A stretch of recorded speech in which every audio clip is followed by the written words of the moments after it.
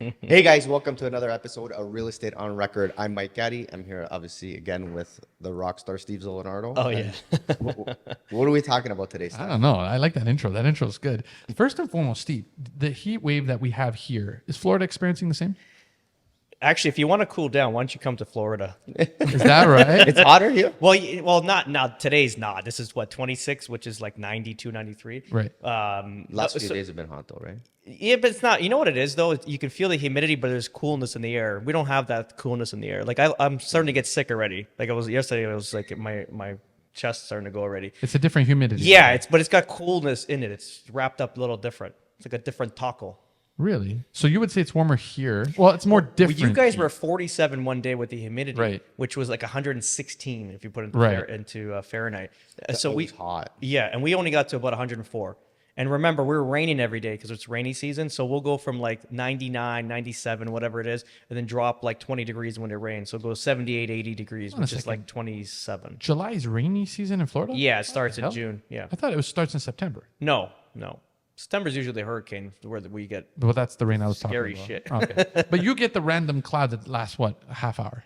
Yeah, I mean, it's been raining a little bit more. You know, I think we had a full rain day. I was like, "What are we back in Toronto? This is nonsense." I had like 3 hours rain, and then we want to go out and play. But yeah, it's been raining a little bit, but we need it because even our lakes are like Dry. Yeah, but they're filled up quick. That's wild. So Okay. So listen, now that we're back to speed and figuring out what's happening in Florida and Toronto and all this heat wave, let's talk about something interesting. And I want your take on it, guys. Listen to that DJ voice, by the way. Whew. Did you do a wedding this Yeah, week? he did. He did on Saturday. yeah. All right, I guys. think he smoked 2 cigarettes before he got. No, I don't smoke cigarettes. I smoke cigars.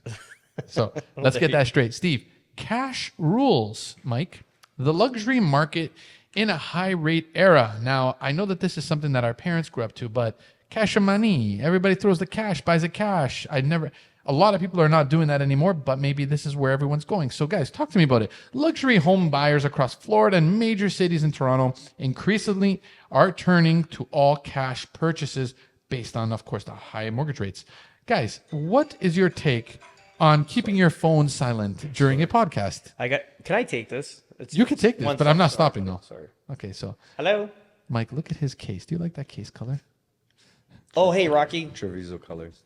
Yeah, not too bad yourself. Do you know anyone named Awesome, Rocky? buddy. So my clients, I think they Lawyer. met you a few times. They I like doing the podcast with you, Steve, because you give me a lot of editing to do. So that's why I have fun. Guys, so cash is king. Mike, let's start off with this whole story. Why are more people buying? Why more buyers are bypassing financing? Why do you think that cash? Right now in Toronto, Yeah. I don't see more buyers buying cash, to be honest. No? No. You see Yeah, that? that's what I was thinking. No, not in Toronto. No. Maybe in Florida. Florida, It's a different situation. Right now, people, to be honest, what we're having issues with is closing houses, closing deals, because the issue is that the lenders are taking more time to get all their stuff together on their back end, and they don't care about your closing date. So we have, like last week, I extended a property for the second time. On another property that we sold it about 2.5, 3 months ago. I've had an appraisal done every month. So the lender wants to make sure that their property's protected or the money's protected in the property, and because as values are coming down, they want to make sure that they're still lending on the amount that the property's worth. Each right? month? Did you say Each month prior to closing. So we did the deal like 2-3 months ago. Every month they did an appraisal right when we did the deal before they firmed up the deal. A month and a half later, they did another appraisal, and now they just asked for a third appraisal just Really? before closing, because they want to make sure that the value of the home is still there, right? So cash buying is not something big here, but you did say it's bigger in Florida. Florida, yeah, because I mean it's the sales amount. Like imagine if you're a first-time buyer buying a townhouse. I mean now you can get a townhouse in Allison for 6 and change, but who's got 600 grand just on one small We townhouse? just cracked under 6. we cracked? We're in the high 5s Exactly. Where? in Alliston. Oh, sorry. I lied. No, Angus? Angus. Yeah, because I'm like, Alice, I'm going by it right No, now. Alliston, we're getting into low 6s though. Yeah, I know. Yeah. This is the Yeah, trend sure. I've been Is that advising clients. Is that a fixer-upper though? Is that No, lower 6s, like it's move in, but like you're gonna want to, like me and you would updated a probably- little? Yeah, it's definitely livable. Like 7s now, one just sold at 700, but like that was like totally done nicely, right? Wow. How's that going to appraise? That's a thing too, right? Like even if that guy sells for top dollar, Again, we'll do another segment based on that Atlas report that really it literally I think it put me out for 2 days mentally. I was like something like it was snappy. I'm not usually snappy with news like to family and shit, but it just brings everything to back home that what we've been talking about the last 3 years about the market is actually here. It's it. Yeah, we're at that cusp. Yeah, they actually wrote it now in. It's a written report on what we predicted, so it's kind of scary as shit, to be honest. So give me a little something, because you said, I want to go back to cash buying in Florida. Now, Miami and Naples were essentially the hubs for cash purchases. Yeah, But now it's moving more into Southwest, more in your Naples district. is Southwest. No, but I mean more in the Estero vibe, because aren't people buying more not in the main areas like Naples and Miami, Orlando, Fort Lauderdale? No, Naples would be connected to us, so people are still doing that. So Miami's it's South Florida, and then Lauderdale is Southeast. We're Southwest. So between Marco Island and let's say just at the line of Punta Gorda, like like North Fort Myers and the Cape, around that area. Yeah, what's happening is a lot of people from Miami, especially like that, there's obviously heavy population of Cubans in Miami as well. They're finding it hard to live, like everybody. We all moved north at some point, like our families, they started in Toronto, and then they ended up in Woodbridge at some point. So it's the same concept. So Miami's very expensive, very metropolitan, highly populated, crime's going to be up. So people are looking at it, well, we can move to Cape Coral. Like we had a lot of our buyers coming through the house we built that was... that were looking to move there and move there for their families, to be honest. They want to raise their kids in more of like a chilled atmosphere. Also, they're buying a detached single story, 10-foot ceilings with a pool on a canal for like six to 700,000. In Miami, they wouldn't get that at all. It doesn't, I don't even know what their prices are but for something like that, it's maybe got to be well over $1 million. It's unattainable. Yeah, it's only for the wealthy. Yeah. Jesus. Sorry guys. So will Toronto follow suit, Mike? With Florida, no, Yeah. it's totally different economic pressures that are pushing and pulling there versus here. I don't think, and like Steve said, the price point's so much higher than what they're at. Like if you can get a fully detached home on the water, on a canal with a pool, lanai, brand new. No, hold on a second. Let's talk more realistic. Steve, you just recently bought a property. We were I talking did about off air last Saturday. but it's massive. So tell me about that and the price. That's crazy. It's, I just sold one now. Look, this is what I was texting. So I sold another one right now. That phone. Yeah, it's a busy time. No, it's also green, but go ahead. Well, Treviso green. No. So yeah, tell me about that house. So look, we had issues for the last 2.5 years where we couldn't sell cash positive properties, like for investments. We had an opportunity when I bought it was like everything's cash flowing, $500 to $700 in Portugal, and then what happens is that rates just shot up and everything became cash negative. So if you notice, even my Instagram feed, I wasn't talking about investment properties. I didn't produce any numbers. I just stayed away from it because I don't want to sell something that doesn't make sense. The only thing I was trying to sell at that point was like, if you're looking to get a secondary property and offset expenses, then that's what you would do. You buy this in a gated community and you'd offset the expenses. So this is the first time we've just seen now in the last 3 to 4 months is where prices finally hit a point where even if the rates are being really high, like at 7.5% to 8%, you get a cash flowing property. So with that said, I jumped on the opportunity as well because the whole goal is to own real estate long term and build a portfolio that's going to pay us to retire, basically, because we don't have a pension, we don't have anything of that sort that's going to pay us when we retire. So the whole goal is to keep accumulating real estate, and this was a good opportunity. It was a 5-bedroom, 3-bathroom, 2,200 square foot detached double car garage, backed onto the community lake. Crazy. 50 wide by 150 deep lot. This is in Estero? No, this is Fort Myers. Yeah. Oh. For $265,000. Mental. How do you make any sense of that? And they're giving me 3% to close. So when I just got to pick up the keys on closing. Yeah. It's incredible. Also, it's is it a vinyl siding? What is it? Hardy board on the second level. Okay. But they're all like that in Florida. My 5,000 square foot house has that as well, the hardy board on the second floor. So it's the same thing. Okay. Yeah, it's not like GL Home does concrete all the way up. The only thing I don't like about that is that I'm OCD. So when they match the concrete block, they do like a really shitty job. So you Do you see the the lines. difference? It's terrible. Well, any shifting, if you're doing that, any Oh. sort of shift and settling in the building's gonna crack. 100%. But even just them doing the stucco over top of it, Yeah. it looks like a bad tape job. You know when you have like someone just didn't sand like 2 Yeah, layers. and then the light when the sun moves, Oh, it's just all day you're looking at It's horrendous. shit work. It's shit work. Yeah, I go to GL Homes or River Creek. Even the houses are more expensive there because of location. I look at these houses. I go, I can't look at that. So I like the hardy board in the second level because it breaks up that the first level is perfectly smooth and second level's got its own texture to it. It's nice. So, Mike, would you say that the high interest rates currently are the number one reason why it's pushing away cash deals? Here, Here. high interest rates. Well, because there's no more cash deals. So the question is it because the numbers of these houses are so high Yeah, absolutely. you cannot attain cash? That, or at least that level. Yeah, anything in Ontario is like $1 million plus, right?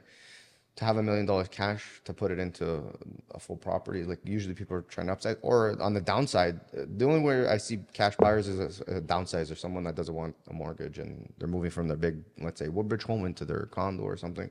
That's the only time I'm seeing cash. Now, the question is, guys, if you do come across a cash buyer, do they have almost the easy road ahead? Is everything a lot faster? Negotiations are easier. Closings are faster. Just the actual atmosphere around buying a home. Right now, yeah, if cash is king for sure in that sense, because like I said previously with the lenders, there's a lot of moving parts right now, and there's definitely tightening things up. So yeah, if you have cash to close, absolutely, it's going to be easier. You can do everything faster. Same. What about Florida? But even just touch on Toronto, it's now it's like a 50-50 because people are still getting bank loans and stuff like that. So the seller's now looking at it like a total like end all. Another year, 2 years, it'll be very important, and the cash buyer will be like insanely. He'll be the guy that runs the show. It's like Florida now. Like there's issues. I always advise clients don't buy condos anywhere. Toronto, Florida, I despise them. Even Florida? Yeah, I don't like them. I don't like them. I don't like them. They're a terrible product. You can just buy a townhouse 15 minutes further somewhere else. Exactly. You know what I'm just saying? But anyway, so with these condos, a lot of them were affected with flood zones, right? So people bought them in flood zone that never flooded for 10, 20 years, and then we got Ian and everything flooded. So now they're property insurance are crazy. Plus, they had that report from DeSantis when that building fell in North Miami. Right. Everything there's new structural integrity tests that every Like building. guidelines and stuff? Yeah, so every building, I think after or before 2000, something like that. I forgot the actual year. And then ultimately, over 3 stories, they're all checked. Okay. Really? So what happens is a lot of these properties that are affected by this, they don't get you can't get a mortgage on them. The insurance, or if it's the assessments on them, right, or the structural stuff. So cash is king at that point, because now a property that was worth 300 grand, someone comes in with 200 G's. It's like that's the real price, and they'll buy it. To be honest, yeah. And then the last segment We before just did one now, actually, like ahead. that. We just did one now like that. So Canadian seller, she had a condo, so she bought back in 2000. She listed it, we should 350. No, it's like 269, like 250, 240. Actually, I think I said 239 rather. And we ended up selling it for 215 cash buyer. But if we had another offer, we were going to the bidding war. Remember I told you we went to the bidding war? I was like, oh my God, a bidding war. It's so cute. So we had 3 offers. That's not something that happens often. No, and not even Toronto. Like, there's some few things happening now, but nothing crazy. So it was, we leverage it, get all the offers, who's going higher, who's going lower. Then you start weighing the options. Well, this one's 5 or 10 grand more. 5 or 10 grand there is like 20, 40 here. Like it's a difference. It's amazing how they negotiate. When I talk about 3 to 5K difference, it's like it's a big deal. So anyway, I advised my client, I go, we can go with this one, make another 5 grand. I get it. That's what you wanted, but they got to go through a mortgage. What happens on appraisal? What happens with your insurance? What happens with the mortgage? I go, this isn't an elder lady that's writing you a check. I said, that's the one you want. So we ended up doing that one, and we closed in 2.5 weeks, 3 weeks, really fast. And, doesn't the new assessments come out after? Oh, great. Fantastic. Thanks, guys. But it came after your closing. Yeah. Oh, thank God. or the else I'm screwed. buyer got it, and you know what? We did everything legal. We put it through their attorney. We put it through the title company. They checked the what's that word? The estoppel. Everything was checked, like their status certificate. It's just timing. It was bad timing. For that one. And, and there is one more thing I wanted to touch on. Based on cash is king. Does this mean that you can go in with a hell of a lot more leverage when it comes to negotiating the price because you have In the Florida? let's always both. I think in any negotiation, like Steve said in his situation, like, yeah, if I have something that's firm in cash and no conditions, You'll take it over someone that is there's always gonna be in any negotiation, there's always gonna be a threshold where that cash is gonna be more predominant than better leverage than anything else. absolutely, whether it's Canada, Florida, anywhere. So I would say, yeah, there's definitely some. But what about if someone comes to you and says, I can get financing in order, no problem. Then on the other side, the competition is, no, I got cash price. I can buy it now. Which one is winning? It depends what the difference in prices. Oh, Yeah. And okay. terms, conditions. There's going to be a few things. Look, I sold my building lot, my last piece of real estate here in Toronto yesterday. And same idea. Like, we're offering seller financing. So easy because you can't finance land. So we'll give you the seller financing, pay us back in a year. So that's just for me to get it. It's not the best situation. You make a little bit of money on interest, like 5 to 10%, let's just say on the capital, lent. But ultimately, I want my money. Like, I'd rather it now. So we sold it yesterday to a cash buyer, and it's like 17% below asking.